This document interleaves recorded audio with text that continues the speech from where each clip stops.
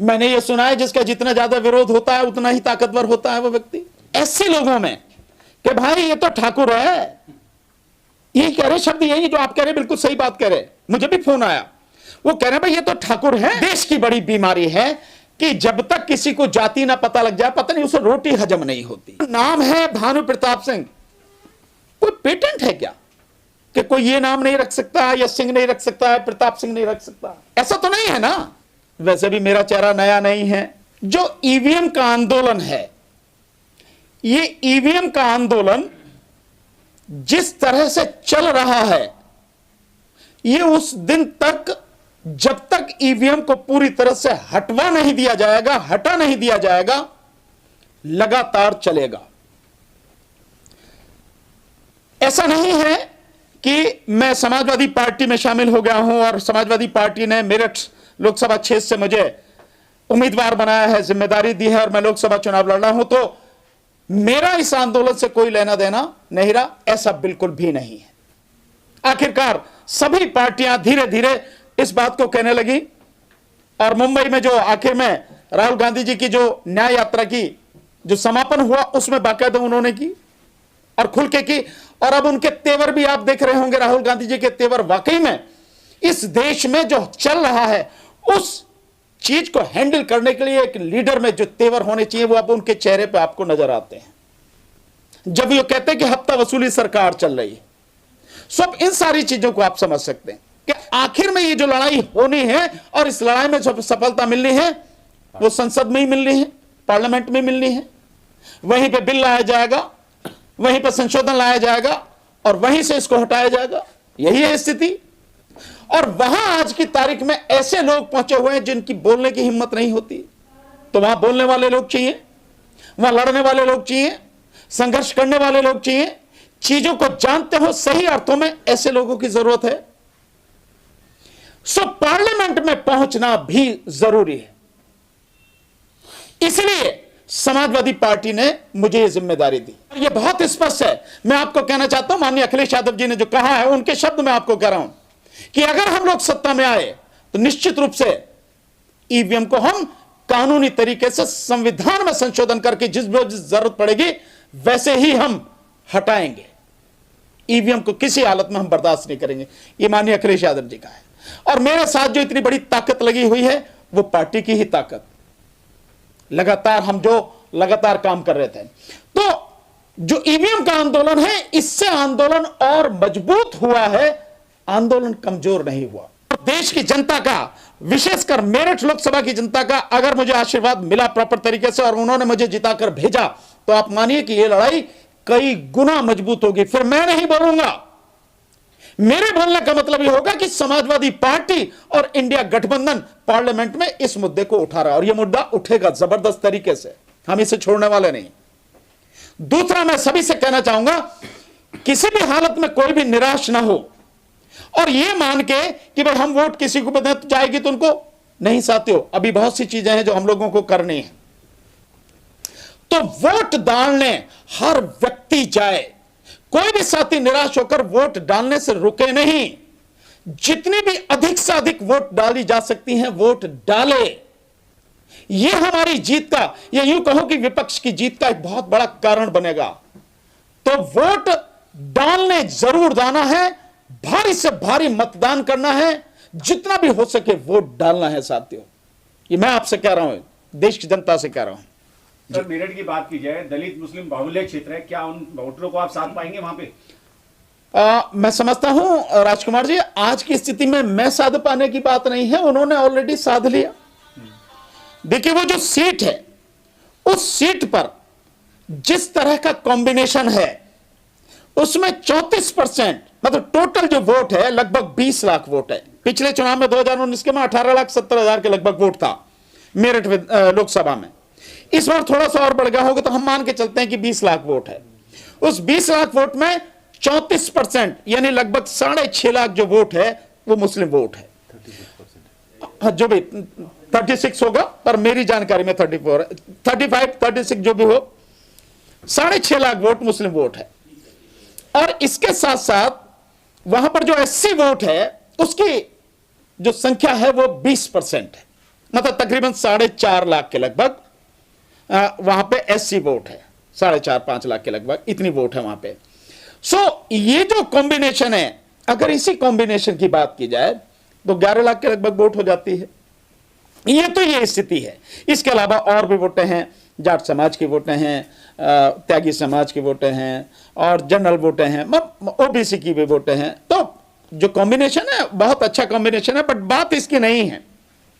बात यह है कि ये जो सरकार जिसके खिलाफ लड़ाई हो रही है, जो वाकई में हफ्ता वसूली सरकार बन चुकी है, अब तो बिल्कुल सब सामने आ गया कि किस तरह से चंदा दो और धंधा लो, इस पर जो सरकार चली, और वो भी उन भी कंपनियों से जो है 50-50 करोड़ का चंदा ले लिया गया, या 150 करोड़ का चंदा उन कंपनियों ने दे दिया जिनकी टोटल आमदनी ही 2 करोड़ की थी। ये तो आप सब सारे मीडिया के साथ ही अब देख रहे हैं। माननीय सुप्रीम कोर्ट के आदेश के बाद जो फिगर निकल के आ रही हैं चंदा देने की इलेक्टोरल बॉन्ड के माध्यम से, आप सब देख रहे हैं, और किस तरह से उन्हें धंधा दिया गया ये भी आप देख रहे हैं। जैसे एक उदाहरण आपको मैं बताऊं कि ये टनल जो उत्तराखंड में बन रही है, चारधाम जो मार्ग बन रहा है चारधाम यात्रा का, उसमें जो टनल जिसमें लोग फंस गए थे, उनको निकाला जो गया, उनको उस कंपनी से कितना पैसा लिया ना, उसको पैसा लेके फिर उसको धंधा दिया। पहले रेड मारी गई, फिर पैसा लिया गया और फिर उसको जो है धंधा दिया गया, काम दिया गया। तो ये जो हफ्ता वसूली सरकार है, ये हफ्ता वसूली प्रधानमंत्री है। ऐसे हालात में देश की समस्याओं से बिल्कुल दूर और अलग ही तरह की राजनीति करने वाले प्रधानमंत्री और पार्टी और सरकार के खिलाफ जो विपक्ष इकट्ठा होकर लड़ रहा है, जनता के जो मुद्दे हैं, वो महंगाई का मुद्दा हो, वो शिक्षा का मुद्दा हो, वो रोजगार का मुद्दा हो, इन सब को लेकर हम लोग लड़ाई जो कर रहे हैं, असली बात वो है। और उसमें किसी जाति या धर्म की कोई बात नहीं है। दुखी सभी लोग हैं। हम कहते हैं व्यापारी भी दुखी है, छोटा व्यापारी उसका तो बेड़ा ही गर्क हो जाने वाला है। ऐसा नहीं कि छोटा व्यापारी बच पाएगा, बस सारी चीजें जब आप घर पर बैठ के फोन से ही मंगा लेंगे और सब कुछ जो बड़े बड़े पूंजीपति हैं उन्हीं के हाथ में चला जाएगा, जो बड़े बड़े इनके स्टोर खुल रहे हैं, तो छोटा व्यापारी कहां जाएगा? छोटा व्यापारी तो तबाह होगा ना। और जीएसटी के माध्यम से ऑलरेडी उसकी जो है कबर खुद रही है।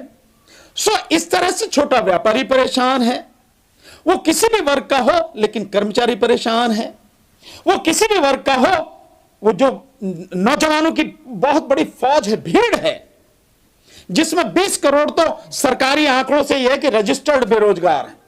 और हकीकत यह है कि देश में जितने भी ग्रेजुएट हैं उनमें से 50% को कोई काम नहीं है, और 60% आबादी ऐसी है जिसके पास जो रोजगार कर सकते हैं उसके पास कोई रोजगार ही नहीं।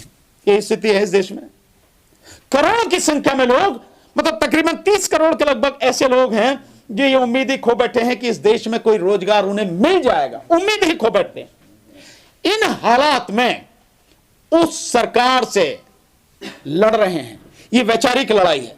तो ये लड़ाई किसी भी धर्म का हो, किसी भी जाति का हो, किसी भी संप्रदाय का हो, उससे अलग हटके भारत के नागरिकों की लड़ाई है, देश की जो जनता है उनकी लड़ाई है, उसके लिए संघर्ष है। आप जो ये बातें कर रहे हैं, आप जो लोकसभा का इलेक्शन फाइट कर रहे हैं मेरठ से, आपका मैनिफेस्टो क्या है? नहीं, मैनिफेस्टो पार्टी का मैनिफेस्टो है, और मैनिफेस्टो अभी डिसाइड हुआ नहीं है, बन रहा है। जब होगा समाजवादी पार्टी का मैनिफेस्टो आपके सबके सामने रखा जाएगा। आप मेरठ से लोकसभा इलेक्शन फाइट कर रहे हैं, पर मेरठ के लोग आपके विरोध में खड़े हो रहे हैं कि नया चेहरा है, नए चेहरे को टिकट क्यों दी गई है? क्या कहना चाहते हैं आप? मैंने ये सुना है जिसका जितना ज्यादा विरोध होता है उतना ही ताकतवर होता है वो व्यक्ति। तो जितना मेरा विरोध हो रहा है मैं उतना ही ताकतवर हूं। और रही नए चेहरे की, वैसे भी मेरा चेहरा नया नहीं है, और दूसरी बात मेरठ के लिए तो वैसे भी नया नहीं है। भाई मेरठ में मेरी एजुकेशन हुई है, लॉ 3 साल मैंने वहीं से करी। एक बात, मेरे पिताजी की एजुकेशन वहीं से हुई, मेरे ताऊजी की एजुकेशन वहीं से हुई, मेरे मामा जी वहां रह के जो पीसीएस ऑफिसर बने है नहीं है, सारे आंदोलन मेरे वहां से। आप देखो, जब मैं आपको बड़ी मजेदार बात बताता हूं, जब ये नोटबंदी लागू हुई थी और उस दौरान भी इलेक्शन शुरू होगा, नोटबंदी जैसी लागू हुई, हमने उसके खिलाफ आंदोलन शुरू किया कि हम मेरठ का जो कचहरी के सामने वो पार्क है, वहां से हम यात्रा शुरू करेंगे बीच में उसके वो आचार संहिता लागू हो गई। सो हमने वहां से शुरू करने की बात की। और आप जाके देखो, आप सारे मीडिया के साथी जाओ, पता लगाओ, और जो कह रहे हैं कि मैं नया चेहरा हूं, उनसे पूछो आप। हर कोई ये कह रहा है कि यार इससे बढ़िया चेहरा कौन मिलेगा, इससे बढ़िया जाना पहचाना कौन मिलेगा, जिसे हम लगातार आप लोगों के माध्यम से टीवी पर देखते थे, मीडिया में देखते थे, लड़ते हुए संघर्ष करते हुए देखते थे। चाहे ईवीएम की लड़ाई हो, चाहे किसानों की लड़ाई हो, चाहे फौजियों की लड़ाई हो, चाहे आंगनवाड़ियों की लड़ाई हो, चाहे बेरोजगारों की लड़ाई हो, वो आदमी आज हमारे बीच में है। इससे बढ़िया कौन सी बात है। वकील साहब सब चेहरा वो कह रहे हैं कि नया चेहरा ला के दिया, जनता नहीं कह रही। जिसने वोट देनी वो जनता जानती है मुझे। पर यहाँ पर जाति का भी से क्या कहना चाहेंगे कि जाति का भी बहुत बड़ा वोट होता है। हाँ, ये देश की बड़ी बीमारी है कि जब तक किसी को जाति ना पता लग जाए, पता नहीं उसे रोटी हजम नहीं होती। कुछ ऐसी बीमारी है। नहीं सर, नाम ही इस तरीके का है, भानु प्रताप सिंह सिंह नाम आ रहे। ऐसा है, मैं ये जान, एक मिनट प्लीज, मैं हाँ बिल्कुल, डॉक्टर साहब ने बिल्कुल सही कहा। ये पीपल साहब, बात ये है कि जो नाम है भानु प्रताप सिंह, कोई पेटेंट है क्या कि कोई ये नाम नहीं रख सकता है, या सिंह नहीं रख सकता है, प्रताप सिंह नहीं रख सकता? ऐसा तो नहीं है ना, कोई कुछ भी रख सकता। और फिर ये तो धन्यवाद दो मेरे माता पिताजी को यार, उन्होंने नाम रखा जब मुझे होश भी नहीं था ढंग से, तब रखा उन्होंने मेरा नाम। तो ये मेरे माता पिता का आशीर्वाद है। दूसरी बात ये है, देखिए जो प्रचार करने वाले लोग हैं, विरोधी लोग हैं, वो विरोधी लोग दो तरह की चीजें फैला रहे हैं। पर आपने पूछा सवाल तो मुझे जवाब देना उसका पड़ेगा। जो मेरे विरोधी हैं वो जाके कह रहे हैं ऐसे लोगों में कि भाई ये तो ठाकुर है, यही कह रहे, शब्द यही जो आप कह रहे, बिल्कुल सही बात कह रहे। मुझे भी फोन आया, वो कह रहे भाई ये तो ठाकुर है। अब वो फैलाना चाह रहे हैं कि समाज में ये सारी सब चीज हो गई, भैया ठाकुर का को आ गया, इसे क्यों वोट दें। अच्छा, दूसरा, कुछ लोग कह रहे हैं कि ये तो जाटव है। तो मैं ये मानता हूं इसका सवाल का जवाब मैं बहुत तरीके से आपको देना चाहूंगा ताकि लोग समझें हकीकत क्या है। देखिए, इसमें कोई शक नहीं है कि मैं जाटव समाज का व्यक्ति हूं और मुझे इस बात पे फक्र है। मुझे कहीं भी किसी तरह की इसमें कोई दिक्कत नहीं है। लेकिन मैं धन्यवाद देना चाहता हूं समाजवादी पार्टी के राष्ट्रीय अध्यक्ष माननीय अखिलेश यादव जी को, और मैं चाहता हूं कि माननीय अखिलेश यादव जी से लोगों को, लीडरों को, जो नेता हैं, उनको सीखने की जरूरत है। पार्टी के लोगों को सीखने की जरूरत है। मैं एससी समाज से हूं, यानी जाटव समाज से हूं, शेड्यूल कास्ट हूं।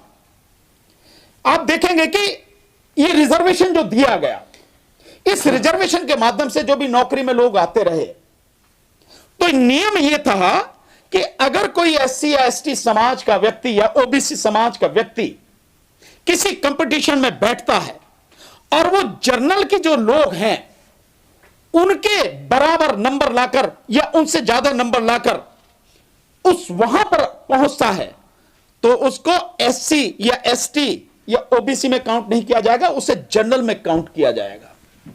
यह नियम किस लिए था? यह बात क्यों थी कि हजारों साल से जो समाज दबा कुचला रहा, रिजर्वेशन उस समाज को समानता का दर्जा दिलाने के लिए, बराबरी में लाने के लिए, मेन स्ट्रीम में लाने के लिए यह व्यवस्था की गई। यह आर्थिक सुधार वाली बात नहीं थी, गरीबी हटाओ प्रोग्राम नहीं था।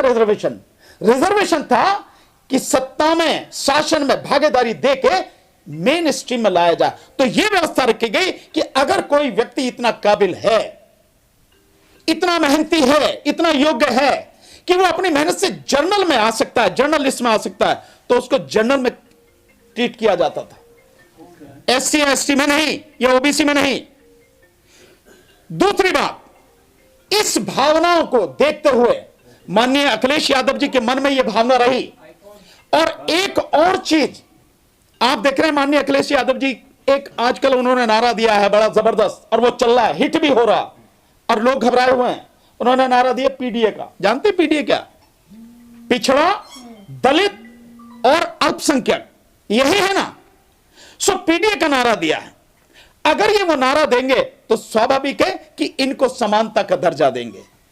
एक जनरल सीट से, मेरठ जनरल सीट है, एक मेरठ जनरल सीट से जाटव समाज के व्यक्ति को या एससी समाज के व्यक्ति को, यानी मुझे अगर उन्होंने टिकट दिया है तो जो पीडीए की भावना को वो लेके चल रहे हैं उसको उन्होंने मूर्त रूप दिया है।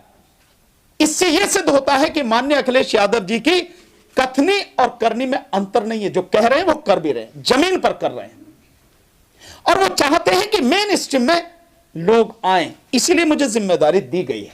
और मेरठ कोई छोटी मोटी सीट नहीं है, पश्चिमी उत्तर प्रदेश की राजनीति यहां से शुरू होती है, यहां से केंद्रित है पश्चिमी उत्तर प्रदेश की राजनीति। उसकी जिम्मेदारी मुझे दी है, मुझ पर विश्वास व्यक्त किया है। और मैं आपको बताऊं कि पार्टी में सभी तरह के लोग हैं, लेकिन सभी लोगों ने खुशी के साथ में इस निर्णय को, अखिलेश यादव जी के निर्णय को स्वीकार किया, और सबने एक मत से कहा कि जो फैसला आपका है हम उस फैसले के साथ पूरी निष्ठा के साथ काम करेंगे, और भानु प्रताप जी को समाजवादी पार्टी के कैंडिडेट के रूप में सांसद बनाकर जिताकर भेजेंगे, लोकसभा में भेजेंगे। तो यह तो बहुत अच्छी बात है। अब प्रचार करने वाले तो भाई जैसे चाहे कर सकते हैं, उन्हें कौन रोक सकता है? जिसके मन में जो आए वो करे प्रचार। पर लीडर की भावना को देखो भाई, टक्कर में कोई है ही नहीं, किससे टक्कर लूंगा? कहां पड़े हो चक्कर में, कोई नहीं है टक्कर में। नारा देगा ना, कहां पड़े हो चक्कर में, कोई नहीं है टक्कर में। मैं तो उसे टक्कर तब भी नहीं मानता अगर स्वयं प्रधानमंत्री मोदी वहां से खड़े होते। मजा तो तब आता ना, मैं तो तब भी टक्कर नहीं मानता, पर फिर भी करो। अब तो टक्कर तो है ही नहीं, कुछ भी कोई टक्कर नहीं है। बहुत भारी बहुमत से वहां की मेरठ की जनता जिता कर भेजेगी मुझे, आप देखिए और आप जाके देखिए।